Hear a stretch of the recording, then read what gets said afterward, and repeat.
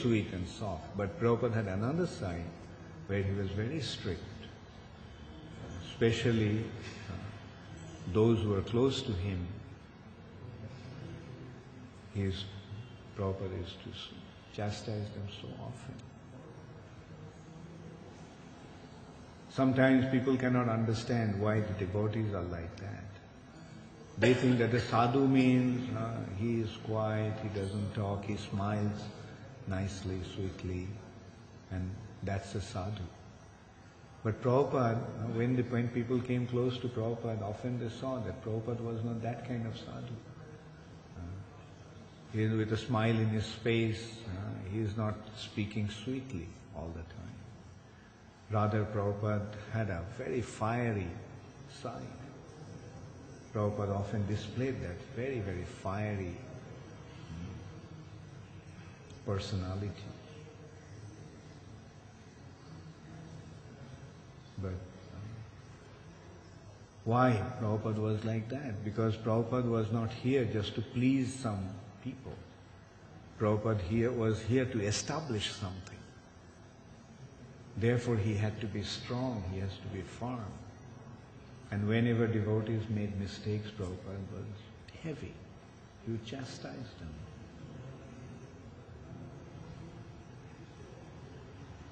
I heard of one incident that some devotees in Los Angeles, the leaders of Los Angeles temple, made a big blunder about something, management blunder. Prabhupada called them, two of them. They're big leaders at that time, these two disciples of Prabhupada.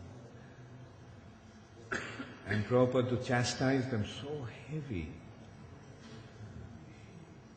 that finally when Prabhupada told them to leave, they didn't have the strength to get up and leave. They just kept. They became unable to move. They were unable to move. Then Prabhupada shouted at them, asking them to leave. And they couldn't stand up. They kind of crawled out of the room. They couldn't stand up and walk out of the room. They, with hands and feet, they crawled out of the room. So that is how heavy Prabhupada used to be. But at the same time, Prabhupada was very, very soft. About that also, there is another very beautiful incident that Prabhupada was in Amsterdam, and Amsterdam had a small temple, and Amsterdam those days was the most spaced out place actually. Amsterdam was a place where marijuana was legal.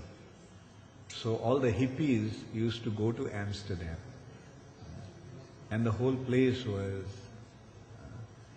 very degraded. Anyway, but still we had a temple there. And so Prabhupada went, and one of the things that Prabhupada did during that time was to give initiation. And when Prabhupada came to the temple room where he was supposed to give initiation, he found that the arrangements they made for initiation was not to his satisfaction. So Prabhupada just started to chastise the devotees, why this hasn't been done, why that hasn't been done. And Prabhupada was in a very annoyed mood. And then Prabhupada noticed that there was no fruits in that Jagga altar, Jagga Vedi. So Prabhupada shouted, "Where are the fruits? Why there is no fruits?" So one devotee immediately ran down to the kitchen, and he came back after a little while. with a bowl full of cut fruit. So Prabhupada became even more angry. So one kind of a hippie kind of a boy used to come to the temple. He was not a devotee. He used to come to the temple. And for a long time he was coming, so he knew the devotees and the way they do things.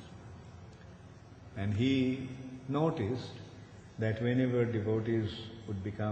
somebody would become agitated, a devotee would ask him, "Why don't you chant Hare Krishna?" So that is the way to cool down. Why don't you chant Hare Krishna? So this hippie asked Prabhupada, "Why don't you chant Hare Krishna?"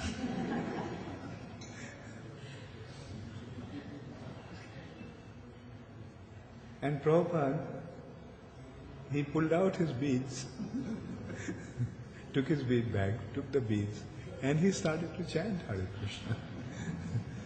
So you can see that Prabhupada would take an advice even from a hippie, if the advice was suitable. And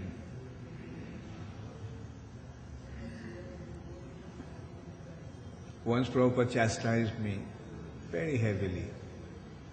Not once, Prabhupada chastised me very heavily, most of the times. And like once a god brother of mine, who was also close to Srila Prabhupada, and he was a very big leader of our movement at one time. And he was a close friend of mine. So he was telling me that he never got chastised by Srila Prabhupada. And I told him that I got chastised by Srila Prabhupada most of the times. And then he stopped for a moment, made him think for a moment. And he told me, "You know why Prabhupada didn't chastise me? Because Prabhupada knew that my false ego was so inflated that I won't be able to take his chastisement."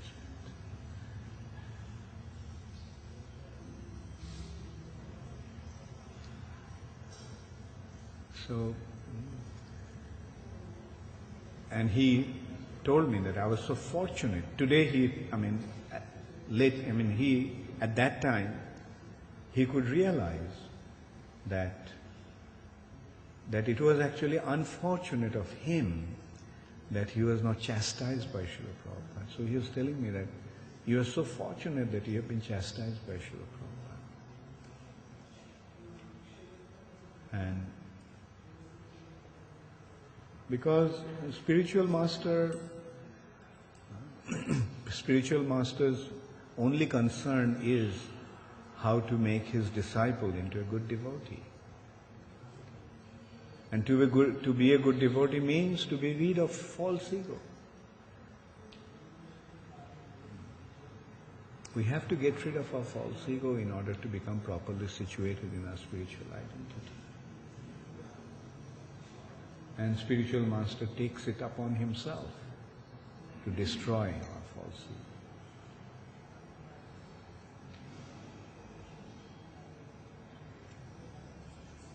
So that's why we find that only the Vaishnavas are sadhus of that caliber, that category, especially the Gaudiya Vaishnavas. They have this heavy side because they consider that their business is like that of a doctor, to cure the patients. Normally people come and give a child a candy. And the child is happy. "Oh, he gave me a candy, he's so nice."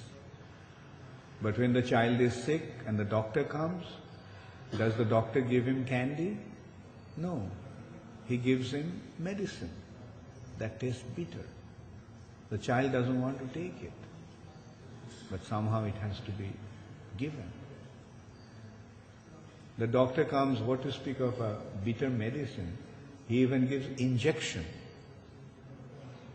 I remember when I was young, to me, two most frightening personalities were the policeman and the doctor, our family doctor.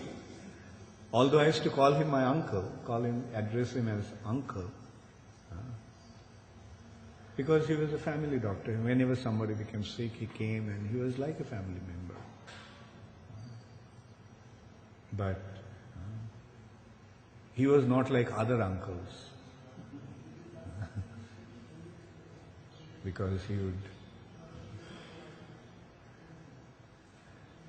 So the devotees are like that, especially preachers. They are like doctors. They have to go and cure the people's suffering condition, the diseased condition.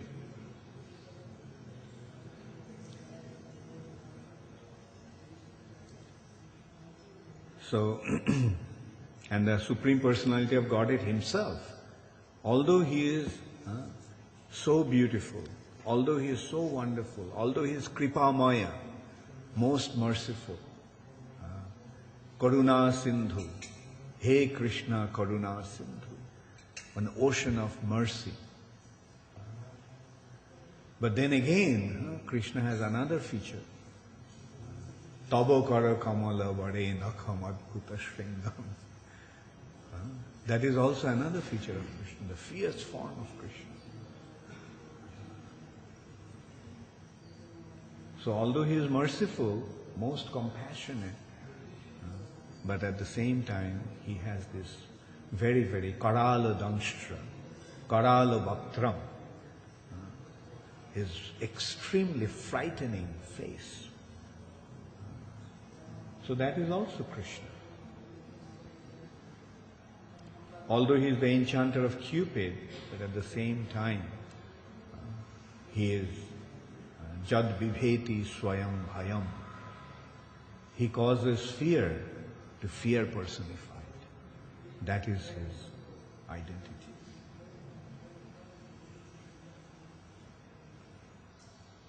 And that's why it's so important that we understand the purpose of the incarnations. And when you go into the purpose, why the Lord incarnates, then it becomes clear. Paritranaya sadhunam vinashaya dushkritam. Yes, He is wonderful to the sadhus, those who are submissive to Krishna. He is wonderful. Those who are not, Krishna is very, very fierce.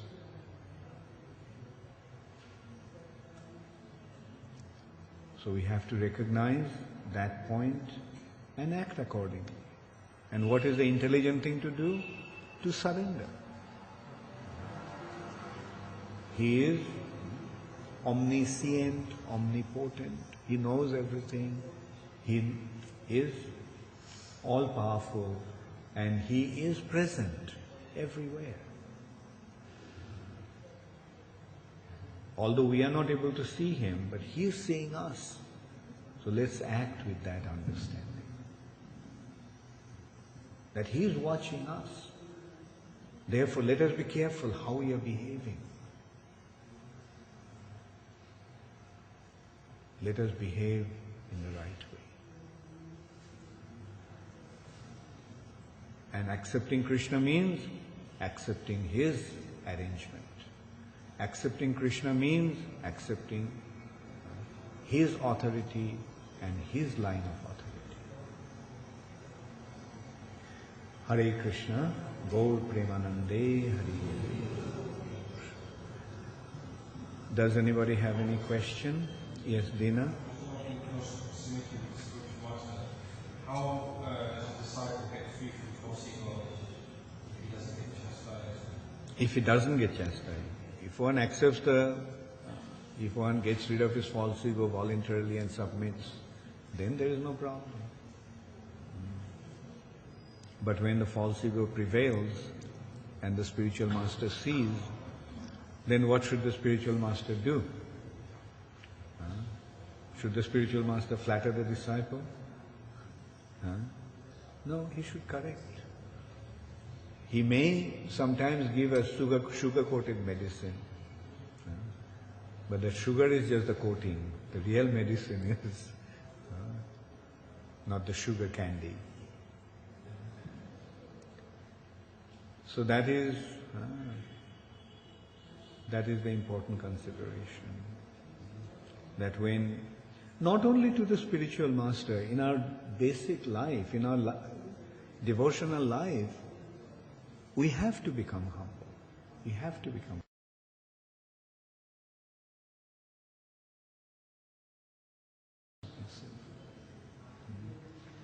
Initially it is difficult to become submissive and humble.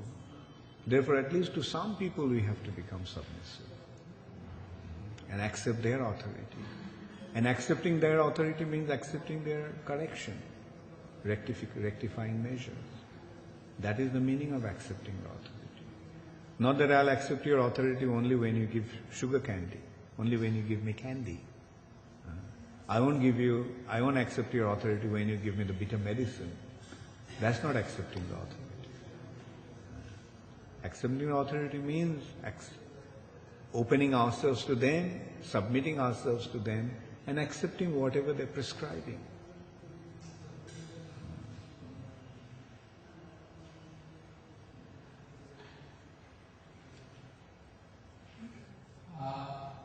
Evaluated an article based on the number of times the word Krishna has been used.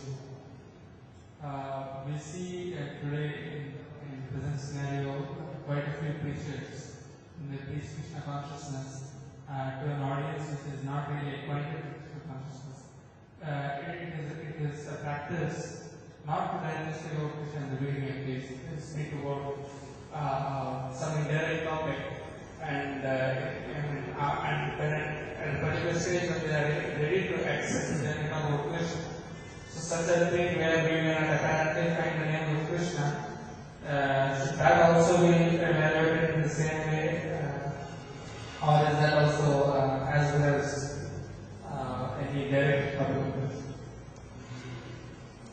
Well, the first consideration is that a preacher must know how to present the topic. Preacher is expert, and a good preacher has to be an expert.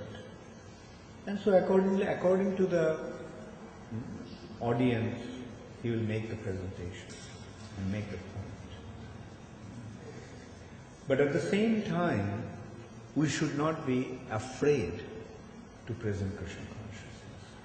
We should not be ashamed of our identity as a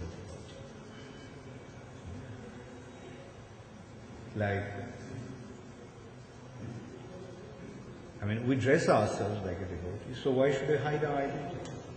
Everybody knows that we are Krishna devotees. That also reminds me of one incident. One boy that was in France, maybe Madhavendra Puri knows that incident. A devotee went to distribute books dressed in karmi clothes, and he went and went to somebody. I think it was a shopkeeper or some. And so he said he's coming to give spiritual, these books are spiritual books and things. And then the shopkeeper and his wife, especially his wife, he said, no, we don't need these books. Because we got some books from somebody who is a real practitioner, and he gave some books and we're reading those books and we don't need any other books now and then. Then he wanted to see those books, and he found out it's the same books, but it was given by somebody who came dressed as a devotee. And the people were so impressed by him that he didn't want to deal with that other person who came dressed up as hiding his identity. You knew about that one? Who is that? No, I know who it was, but the incidents you remember. Was it a shopkeeper or? I forgot his name, like that very strong, I mean, with whom it happened was that French devotee. He was in Paris. He was a very passionate devotee. Strong, very strong built body he had. Ram Vijay. Ram Vijay actually told me about that incident. It happened with him. And so that is how, people, when they see us, they, either they accept us or reject us. So those who will accept us, they'll be open to listen to what we have to say. And you also have to remember that Prabhupada didn't make any compromise. Prabhupada didn't name this society as the International Society for God Consciousness. Prabhupada named it as the International Society for Krishna Consciousness. And when Prabhupada was told about that, Prabhupada said, no, I have come here to remind everyone that God is Krishna. Krishna is God. You do not know who God is. I know. So, and Prabhupada also preached to all kinds of people. Prabhupada didn't make any compromise. Prabhupada preached to the Christian missionaries. Prabhupada preached to the scientists. Prabhupada preached to the politicians. But Prabhupada just stuck to one point. Krishna is God. And you must surrender to Him. If you don't, you won't be able to solve the problems of your lives. Rather, your problems will keep on increasing.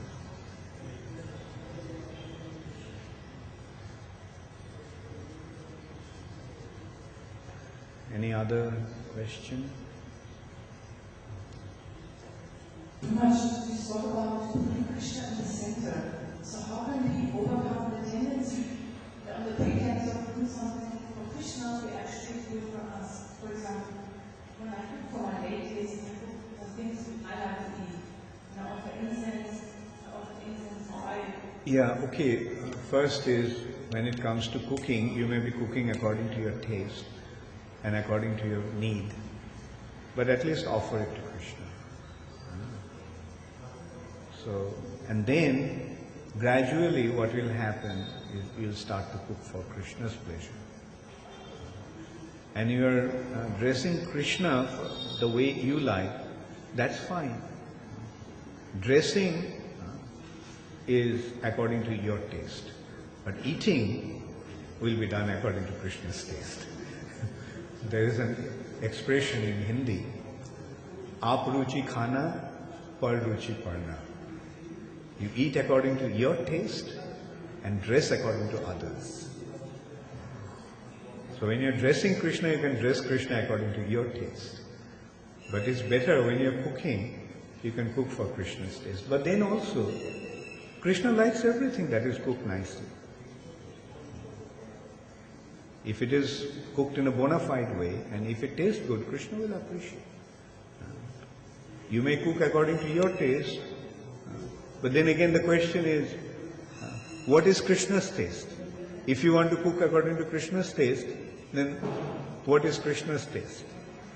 Right? So, since you do not know what Krishna's taste is, at least you cook according to your taste, and make sure that it tastes good.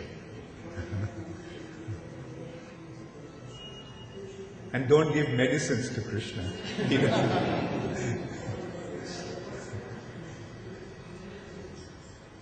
Okay, all glory is to Srila Prabhupada. Gaur